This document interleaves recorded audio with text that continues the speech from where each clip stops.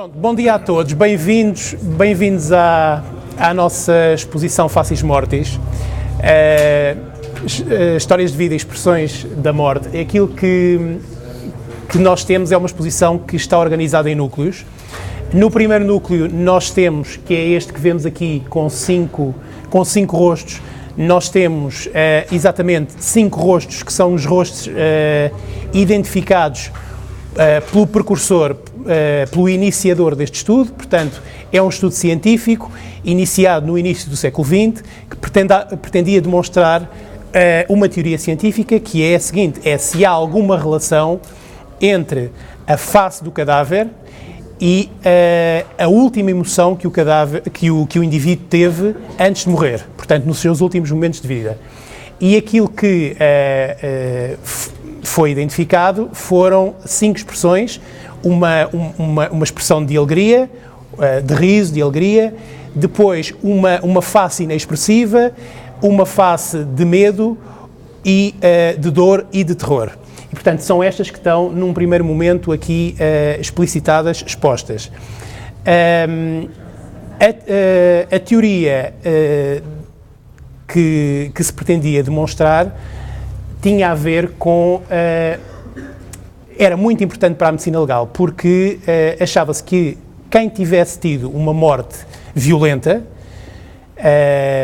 provavelmente teria uma expressão de dor ou de terror ou de medo, enquanto quem tivesse tido uma morte natural, pacífica, tranquila, provavelmente teria uma face inexpressiva ou até uma face sorridente, em algum tipo de circunstâncias que depois podemos detalhar.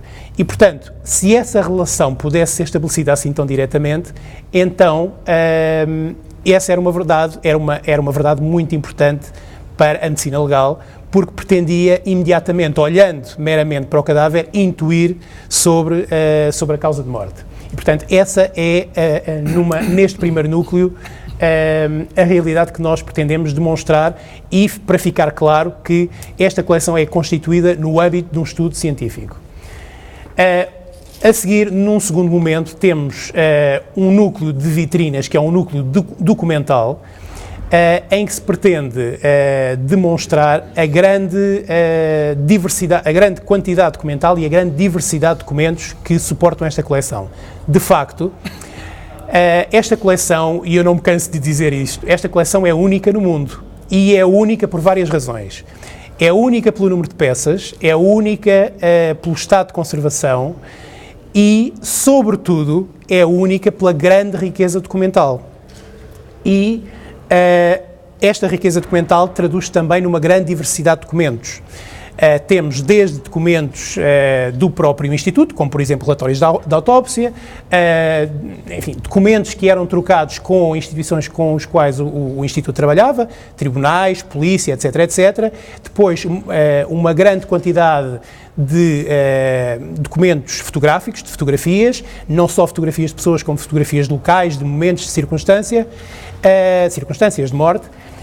Uma grande quantidade também de desenho científico, exatamente pela necessidade que havia de documentar cientificamente os processos, porque o Instituto de Medicina Legal trabalha com os tribunais e, portanto, é importante a questão do rigor. E depois uma série de objetos que estão relacionados também com este contexto, com a exposição e com as circunstâncias de morte, como, por exemplo, as cordas do enforcamento, as correias, pedaços de tecido que eram envergados pelos cadáveres, pelas vítimas, e ainda até pedaços de restos biológicos, podemos dizer assim, como por exemplo um pedaço de pele do pescoço, em que se vê perfeitamente o sulco da corda, para exemplificar o impacto que este tipo de enforcamento tem sobre a anatomia, e depois um pedaço de pele tatuada também de época, que um dos indivíduos que integrou esta coleção tinha no seu antebraço. A seguir temos, num terceiro momento, algumas histórias, porque é importante não perder de vista que cada uma destas máscaras corresponde a uma pessoa que existiu de facto. E todas estas pessoas tinham uma história de vida. E às vezes, olhando para os objetos tão inanimados e tão desprovidos de vida, tendemos a esquecer-nos disso. E, portanto, todos eles tinham em comum o facto de se terem enforcado, de terem tido um fim cataclísmico. Em determinado momento a sua vida tornou-se trágica, facto que os levou a tomar esta decisão, mas todos eles tinham uma história intensa de vida e nós temos aqui algumas histórias contadas, não só através de fotografia como a legenda, mas também através dos documentos. Um dos documentos mais interessantes é uma nota de suicídio, de um caso particular que me estou a lembrar, portanto, de um indivíduo de 48 anos que era acusado de um crime que ele não cometeu e que, portanto, para defesa da sua honra, depois de ter sido encarcerado, resolveu suicidar-se por enforcamento na sua cela, deixando uma nota emotiva de suicídio à sua mulher e aos seus filhos, pedindo perdão para o ato, mas ao mesmo tempo não deixando de tomar uma atitude que ele achava que dignificava o facto de ter sido acusado injustamente. E depois temos histórias um bocadinho mais trágico-cómicas e mais burlescas, no sentido em que às vezes, apesar de ser um tema com alguma solenidade, que é o tema da morte e sobretudo do suicídio, do enforcamento, que tem alguma violência, há alguns aspectos caricatos e cómicos.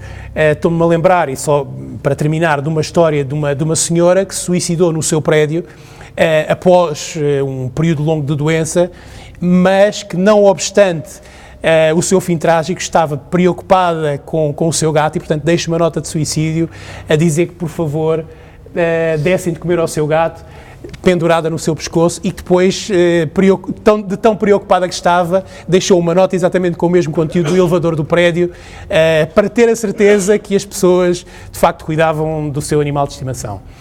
A seguir às histórias de vida, temos um momento, uma sala de cabeças suspensas, portanto, que é a sala onde tem o maior número de máscaras, que estão suspensas exatamente para transmitir a ideia do enforcamento, em que nós podemos apreciar exatamente a diversidade de expressões que existem nas máscaras e o rigor com que elas traduzem a anatomia, de tal modo que algumas delas ainda conservam, se tiverem tempo e paciência e interesse em procurar, ainda conservam, por exemplo, pelos no bigode, pelos na barba, pelos nas sobrancelhas, etc. E, portanto, mais uma vez demonstram o seu hiperrealismo e até que ponto é que esta técnica era apropriada para servir este tipo de estudo. Finalmente, como esta coleção é uma coleção vasta, de quase 300 exemplares, e não os podemos ter todos aqui, portanto é apenas uma pequena amostra daqueles que são mais significativos, há, para terminar, um filme que mostra exatamente a diversidade de expressões e a diversidade e a riqueza da coleção. Portanto, são estes os momentos e os núcleos que temos nesta exposição e, portanto, passaremos por eles necessariamente se fizermos o percurso que vos convido agora todos a fazer. Está certo? Muito obrigado. E se tiverem dúvidas, também estou à vossa disposição e o professor João Pinheiro também. Aqui são quantas máscaras? Aqui são 20, deixa-me lá pensar, 15, com 5, 20 máscaras, sim. Portanto, eu acho particularmente óbvia, por exemplo, aqui a expressão do sorriso. Este assunto o assunto das expressões não é necessariamente pacífico. Aquilo que eu identifico como uma expressão sorridente, ou como uma expressão de medo, ou de terror, ou de dor, ou seja lá o que for, outra pessoa pode identificar como outra expressão qualquer. Neste caso, o professor Azevedo Neves, que fez este estudo, portanto, e que apresentou em 1933 na Bélgica, utilizou, por exemplo, este rosto para exemplificar o indivíduo sorridente após a morte. E, portanto, que alegadamente teria tido, então, uma morte pacífica ou até uma morte alegre. O que é uma morte alegre? Ou o que é uma morte? É aquela morte em que o indivíduo se suicida porque se deseja suicidar. Pensem, por exemplo, todos estes indivíduos foram enforcados. E no século XIX e no início do século XX perceberam que não obstante os indivíduos serem todos enforcados, eles podiam apresentar diferentes expressões. E, de facto, temos alguns que são sorridentes e alguns que têm as expressões de terror. E qual é que era a explicação científica para isso? Os que eram sorridentes eram aqueles que desejavam morrer, que se suicidavam. E aqueles que tinham a expressão de medo, de terror, de dor, de tristeza, seja lá o que for, eram aqueles que eram condenados à morte. E essa era a explicação que eles davam para termos diferentes expressões, apesar de termos exatamente o mesmo tipo de morte violenta. E isto remete-nos para aquilo que eu estava a dizer, que é, podemos, olhando meramente para a expressão do cadáver, perceber as emoções no último momento da morte. Portanto, a emoção do indivíduo que é um indivíduo que está pacificado, que está, enfim, quase que alegre com o facto de morrer, porque acha que é a sua opção natural e o seu desejo, pode ter, de facto, esta inexpressividade ou até esta alegria. E depois aqueles que o fazem por condenação ou por qualquer outra circunstância, mas parecida com essa, têm, de facto, expressões este é o inexpressivo, aqui temos a tristeza, a dor e o terror ou o medo, que correspondem, de facto, depois já a estas mortes que são contrárias àquilo que seria o desejo do indivíduo.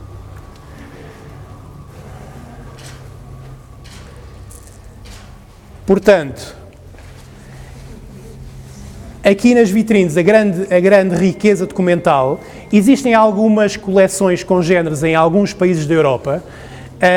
Nenhuma das coleções que existe nos países da Europa é de enforcados. Esta é a única coleção de máscaras do cadáver de indivíduos enforcados. Depois, por exemplo, estou-me a lembrar, na Bélgica existe uma coleção de indivíduos decapitados, os 30 últimos decapitados na Bélgica. Também deu origem a uma coleção de máscaras do cadáver, mas essa coleção só tem 30 exemplares. Esta coleção tem praticamente 300 exemplares, portanto é uma coleção muito maior. Há coleções mais antigas, esta coleção tem 100 anos, há coleções mais antigas. Porque é que esta coleção, no meu entender, já vos disse isso há momentos, é única e é mais interessante. É que ainda muito recentemente foram descobertas máscaras numa prisão no Reino Unido, que foram datadas como sendo finais do século XVIII. Todavia, do ponto de vista museológico, é muito importante, quando nós temos objetos de museu, sabermos que objetos é que são, porque isso engrandece muito o seu interesse, a sua riqueza museológica. Se nós tivermos os objetos, mas depois não soubermos muito sobre eles, de facto, perdem um bocado o seu interesse. E aqui nós sabemos exatamente sobre cada uma das peças, quem é que foram os indivíduos, ou seja, conhecemos a história de cada indivíduo, mas também conhecemos a história da coleção, porque são coisas diferentes. Uma coisa é conhecer cada um dos indivíduos, e temos aqui os documentos que o permitem, outra coisa é conhecer a coleção, e nós conhecemos ambas as coisas. E, portanto, nesse sentido, temos uma coleção de facto única. E temos, de facto, aqui espelhada a grande diversidade documental. Não só documentos diversos, portanto, no sentido mais restrito daquilo que se considera um documento, que são os documentos em papel, como no sentido mais amplo da palavra documento, que é depois já fotografias, desenhos, esquemas de locais, etc, etc. Depois aqui, como podem ver, cordas de enforcamento. Normalmente o enforcamento era feito com cordas ou cordéis, às vezes eram utilizadas correias, cintos, etc, outro tipo de materiais, até fios elétricos, por exemplo. Nas crianças e sobretudo no estrangulamento eram muitas vezes utilizados panos.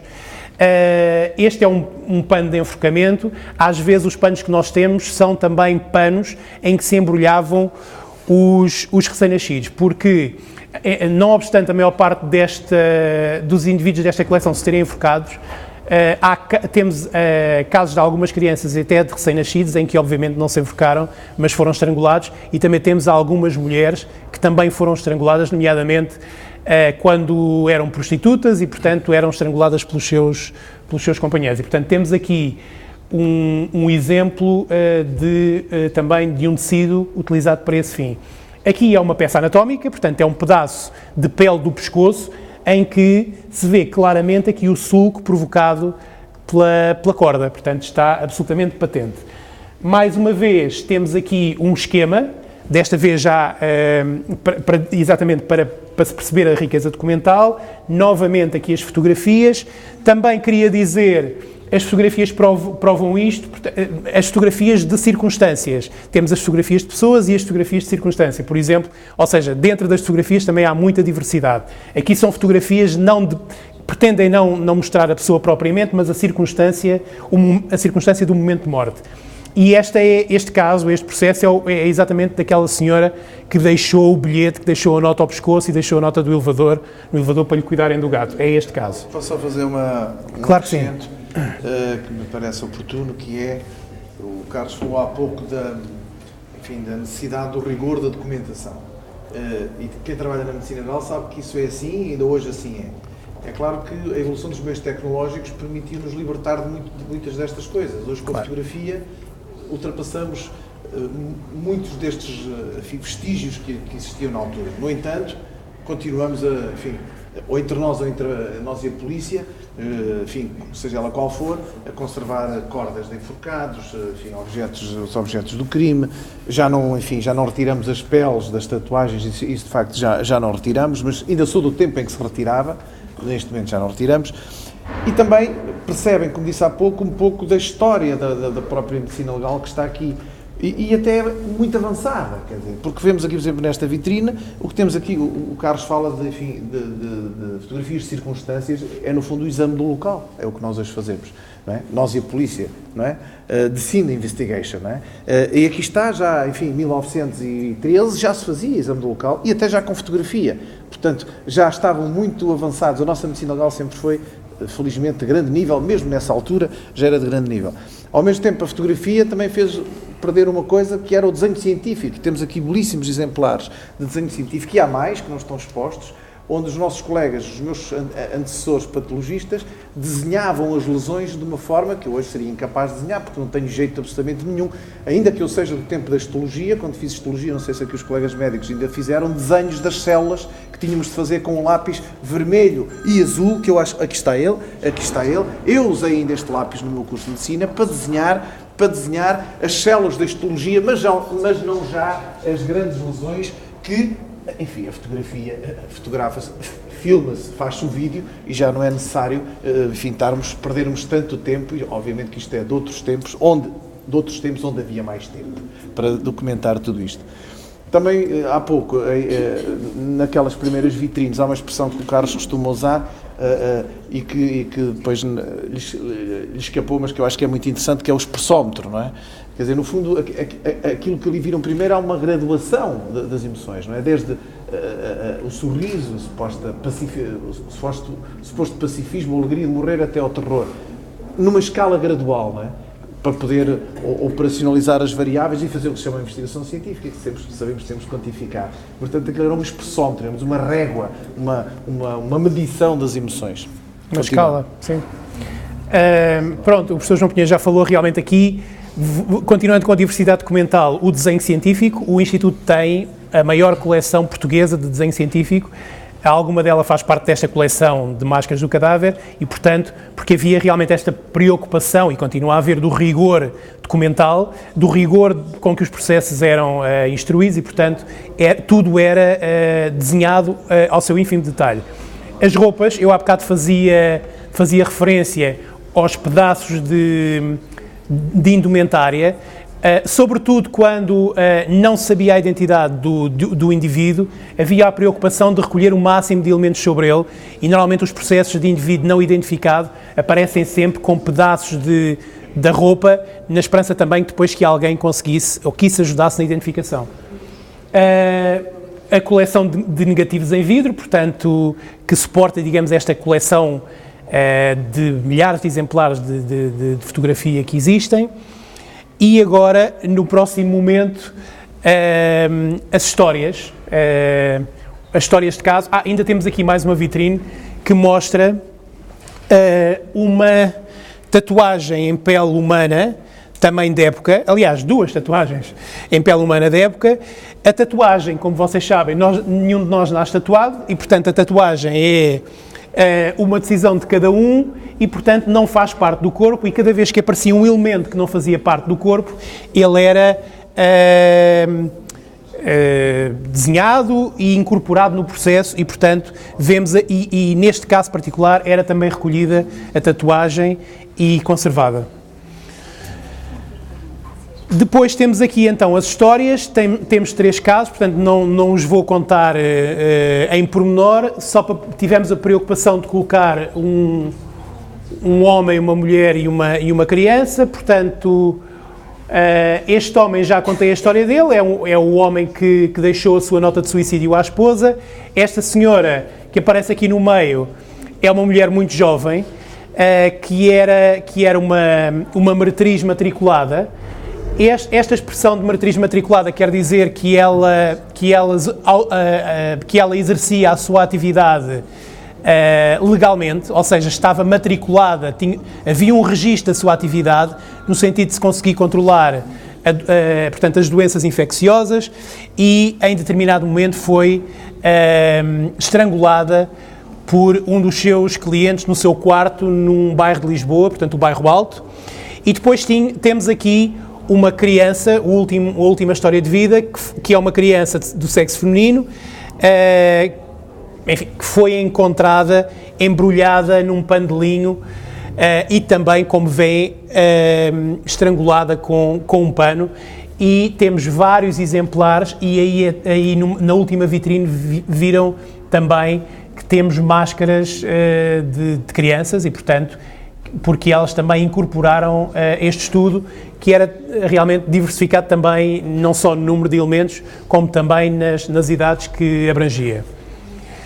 Ora bem, esta sala é a sala onde nós temos o contacto com o maior número de máscaras do cadáver. Se repararem, estão representados novamente homens, mulheres e crianças. Algumas preservam a sua corda ou o seu cordel de enforcamento. Enfim, aqui podemos ter um contacto muito direto com as expressões que o cadáver tinha. Reparem em várias coisas. Reparem o pormenor, o realismo com que as expressões estão representadas.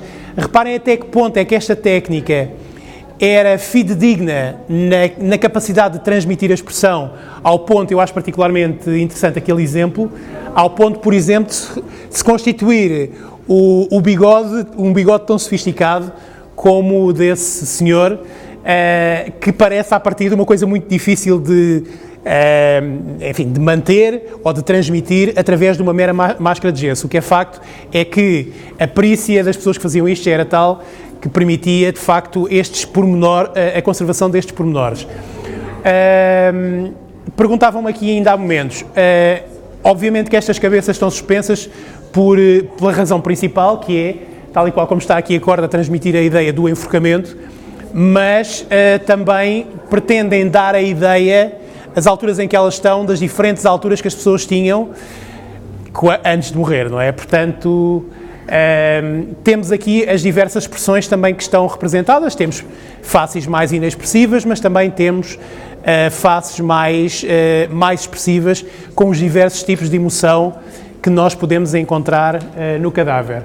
E, finalmente, a seguir, como vos disse há momentos, para transmitir o facto de termos uma coleção muito mais vasta do que apenas aquela que é transmitida pelo número de exemplares que temos a possibilidade de ter aqui, deixamos um breve filme para poderem até observar as máscaras num sentido um bocadinho menos científico e mais artístico, porque obviamente que, se quiserem, embora seja uma coleção eminentemente científica e tratando-se de objetos em gesso que exigem algum refinamento e alguma capacidade artística, cada uma destas máscaras é suscetível de ser encarada também como um objeto de arte. E, portanto, o filme acaba por também transmitir um bocadinho essa ideia de estar um bocadinho na interface entre a conotação científica e a conotação artística que esta coleção pode admitir. O filme é do Pedro Mesquita? O filme é do Pedro Mesquita, sim, obviamente queria também, já que estamos quase no fim da exposição, agradecer para já ao Sr. Professor João Pinheiro o facto de entusiasticamente ter colaborado comigo nesta exposição e de, enfim, enquanto vice-presidente do Instituto, acolher com bastante interesse a ideia de nós podermos recuperar todo o património e mostrá-lo, e desse modo mostrar uma diferente face do Instituto, que é a relação que ele pode ter com a comunidade que serve. Quero agradecer também à Universidade do Porto e à reitoria em particular, e ao reitor, a doutora Luzia, que foi absolutamente incansável e colaborante, à senhora diretora da Delegação do Norte, que nos acolheu, e quero agradecer à equipa que trabalhou comigo, enfim, nesta exposição, portanto, quer à equipa de arquitetura, ao Pedro Mesquita, que fez o filme, e ao Frederico Elias, que é um artista plástico e, portanto, que também teve uma colaboração essencial. E agora, se quiserem, estamos à vossa disposição para perguntas. Antes das perguntas, eu queria só sublinhar, agradecer, pronto, enfim, já fiz os agradecimentos, não vou repetir, dizer que esta exposição se deve originariamente à senhora diretora da Delegação do Norte, que me pediu, solicitou que queria também, como eu disse há pouco, alguma das manifestações dos 15 anos aqui no Porto, e ela aqui está, e era só estimular-vos, no fundo, a não irem já embora e sentarem-se ali uns minutos a ver o filme, que de facto o documentário é muito bonito, vale a pena, tem um banquinho para se sentarem e sentem-se ali e vejam meia dúzia de máscaras e disse ele bem que é um objeto de arte, e como é que um objeto que é científico no princípio, depois transformado por um artista que usa apenas luz, sombra e alguns truques, enfim, de imagem, de movimento, faz uma outra obra de arte que está ali para vocês fruírem, e cada um tem a sua maneira de a sentir e de fruir, mas vão ver que se vão sentir impressionados. Enfim, recomendo vivamente e estamos à disposição então para as perguntas. Vamos estando por aqui, estejam à vossa vontade. Doutor Carlos Pereira, eu queria só colocar uma questão. É conhecida a técnica que foi usada para fazer essas máscaras? Está descrita? Sabe-se exatamente o que é que foi terapia? Como é que foi? Sim, não existe no Instituto a descrição de como é que se procedia à realização das máscaras. O que nós temos é vestígios do trabalho que foi feito, nomeadamente temos moldes, temos, por exemplo, uma máscara aberta que explica, ou seja, em vez de ser a cabeça completa, temos as duas metades, portanto a parte da frente e a parte de trás, e está aberta, a demonstrar um bocadinho como é que o processo se fazia. E depois temos descrições feitas por outras entidades, noutras circunstâncias, que são exatamente contemporâneas desta, e que foram feitas da mesma maneira, porque era a técnica que se utilizava e que estava estabelecida e que era correntemente utilizada nos diversos sítios onde se faziam máscaras do cadáver, e que muito brevemente consistia em colocar um material gorduroso na pele e no cabelo e, portanto, depois aplicar o gesso. Este gesso é o chamado gesso de Paris, que é um gesso muito, muito simples, muito básico, muito barato, de pouca qualidade e que hoje em dia já não se utiliza. E, portanto, era aplicado em toda a cabeça. Depois, isso fazia um molde que depois se enchia com gesso, portanto, juntava-se a parte da frente e da parte de trás, depois colocava-se dentro de uma caixa para ficar unido, depois enchia-se com gesso e depois, quando se tirava, resultava a cabeça inteira. E, portanto, esta técnica estava estabelecida. A preocupação que havia era, de facto, em pôr depois uma película de lípido, quer dizer, de gordura, para não haver a colagem à face. O que não era 100% sucedido, porque, como dizia há momentos, nós encontramos várias máscaras. Esta, por exemplo, é uma delas, onde tem uma grande quantidade de pelos na barba, algumas pelos do bigode, outras pelos das sobrancelhas, outras cabelos. Há inúmeras que têm, porque, como veem, os acabamentos, por exemplo, esta criança de 6 anos tem um acabamento diferente, porque tem a cabeça inteira, mas não é o único caso. Temos muitos casos em que a cabeça é inteira, e depois temos outras em que a cabeça era cortada em L, ou era cortada em bisel, ou era mesmo acabada com um papel, consoante a fase em que a máscara foi feita. Mas, de facto, permanecem vestígios de material biológico em muitas delas. Sim.